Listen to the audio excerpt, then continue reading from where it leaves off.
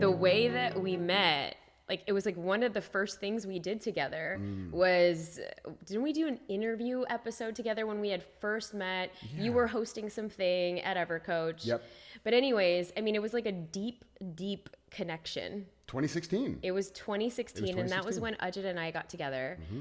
And I just wanted to start there with you because we were having Evercoach Summit. Yep. And then you shared some really powerful things right before you were going to grace the stage. Yeah. So this was so the first time we met in 2016, Evercoach Summit, which was really funny, by the way, because I remember I met you. It was the first time, and I said, "Oh, so what's your connection to the event?" And you point over at Ajit across the room. You go, "I'm dating that one."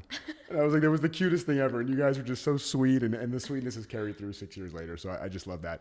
But 2017 was a really interesting thing because it was September 2017. That It is was, right, Yep, yes. Evercoach Summit in Marina Del Rey. Yep. I was still living on the East Coast at the time. I live in LA now, obviously, but I was still living in Raleigh, North Carolina at the time. And I was on a 2-week kind of speaking tour. I was just kind of doing some different speaking. I had like some client intensive stuff, so I was traveling around a bit. And I was right in the middle of the 2 weeks. I was in Denver, Colorado. I just finished doing a keynote in Denver. I was back in my Airbnb. And I got a FaceTime from my then wife, who I had been with for 12 years, almost 12 years at that point, who let me know that she had discovered that she was a lesbian and that she wanted a divorce. And this was, as you can imagine, shocking. Now, we had been exploring her kind of feeling of not necessarily being fully comfortable with her own sexuality. And when you mean by exploring, take us through kind of some of those moments, because I feel like in long-term relationships, I'm sure, people get curious and things like that, and how to keep things spicy. Sure. And it's the brave table, we Right, talk about all of that. Exactly. And that's become very open and prevalent, and like all the poly and all that stuff. We weren't really looking to do any of that. It wasn't anything that was really on our radar. But what I heard from her, coming up around the 12-year mark of our marriage, or of being together, we'd been married almost 10 years at that point, was that she was feeling this pull to experiment with women. And I mean, like, no matter how evolved and loving and in touch I am with my feminine side I can be, I'm not a woman, right? And so if she is having a pull to be with women, I can't give her that. She's not saying I have a pull to be with other men. That would have been a different discussion for us. But women, I was like, well, I mean, I get it. I can't give that to you. And so we had been together long enough where I don't want her to stifle what she's feeling. So if she needs to go do that to kind of just maybe see if it was like a fad, a curiosity, like whatever it is. Had you ever experienced with like a third person? No. Or, okay. No. We were pretty traditional. We were pretty like, just monogamous. Vanilla. Yeah. I wouldn't say vanilla. I mean, just because now everybody and their grandmother is polyamorous doesn't mean that being a traditional monogamous relationship means you're vanilla. But we were traditional monogamy. Traditional, yeah. Yeah. Okay. Like the apes. So I was open to her exploring that, and so she was doing that, and I was okay with it. But how were those conversations though? Because it was like, would you then know that she was out experimenting? Yeah. Did she have to tell you did you set boundaries in a container where you're like, oh, is she gonna be with a girl today? Like, how did you navigate that? Because I feel like that would totally bring up like feelings of jealousy, or how was that for you? Well, for me, the jealousy thing wasn't there because, like I said, it was a woman, right? So like if it had been another man she wanted to experiment with, then I'm sure it would have brought up all kinds of stuff. But because it was a woman, and because also I had this level of security in the relationship, being together for 12 years, it didn't really bother me too much. And so I was okay with it. But we did have a lot of communication. There was a lot of like, we actually sat down and were looking at women for her together, like on different apps and stuff. Oh, that's sweet. So it was like, it didn't feel like it was something she was doing apart from our relationship. It still felt like something that was in the container of the relationship. And so she started to do that really just with one person. She met one person and was kind of hanging out with them, and it was fine. And she would communicate and say like, hey, I'm gonna hang out with this person Thursday night or whatever. Cool, have fun, whatever. And the conversations were really, it was more about me wanting to support her in figuring out who she really was. Because at the end of the day, I mean, as devastating as this thing was, and I'll get back to the story in a second, but as devastating as that was, I would never want to be with somebody who feels that they are changing who they are fundamentally to stay in the relationship. That's not only selfish, it doesn't actually create the relationship that I would want anyways. I'm not even with the person that I think I'm with anymore if they're just doing what they're doing to please me, Sure, right? So right. I didn't want that. That would be a dead end. Yeah, it doesn't make any sense.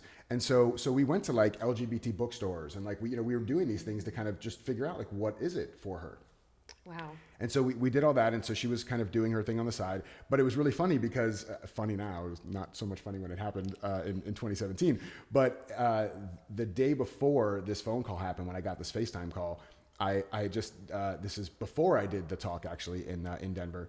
And I was speaking to her, and she said she was going to go hang out with this woman again. And I made some joke in passing, like, hey, just remember, you're not allowed to fall in love with her. This is just something for you to do, like, on the side and explore. Just kind of half kidding, but half serious. Right. And she's like, no, this is like a fun thing. Like, that's not what I want. I want us. I said, cool. And so then it was that next night where she told me that she wanted a divorce. And not only that, she said, I want a divorce, and I am going to be moving out in 2 days. Because if I wait until you get home, and I still had another week before I was going to be home, if I wait until you get home and like see your face, I think I'll go back on my decision. Because there's still a lot of love there. It wasn't like we had this terrible relationship. We had a wonderful relationship, a lot of love there. But she realized that's who she really was. And so, and I do have to preface this because you guys even created like rap videos together. Yeah. You guys freestyled. I mean, we have some of those videos that are circulating out about Absolutely. on the interwebs that were so funny. Yeah, and people knew who she was from seeing her in my social media and stuff, and so we were very public about our relationship and everything. So when I got that call and then hung up the phone with her, it was FaceTime. It was FaceTime, yeah. When I hung up with that, I was completely devastated. Like I didn't know what I was going to do. It felt like my life was crumbling before my eyes. And to make matters worse, I'm thousands of miles away from home and not coming home for another week. I mean, I guess I could have canceled everything else I had going and given back all the, the money that had come out and let all these people down and be in breach of contract of all the different places that I still had to go. And you were speaking about joy at a lot of these. I'm speaking about joy and play, and I'm telling anecdotal stories about my ex-wife on stage. Like it's a part of what I would do in my talks. And so that happened. Had that call. I was completely devastated. I mean, I was just like bawling my eyes out. And I called my dear friend who you know as well and who passed away 3 years ago yesterday, Sean Stevenson. He was the first person I called. I FaceTimed him. It was super early in the morning. When I actually FaceTimed him, I was just like really kind of out of it.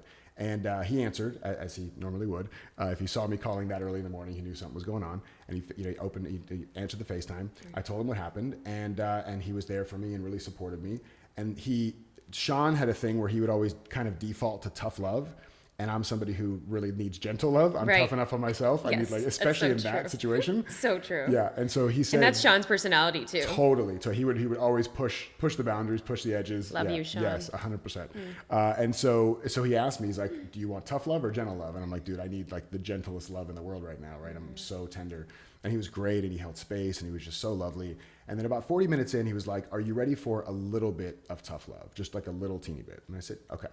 He said, listen, I love her. She's a great person. She's an amazing human. And I don't think she was built for the trajectory of your life and where you're going. See you next time at the Brave Table.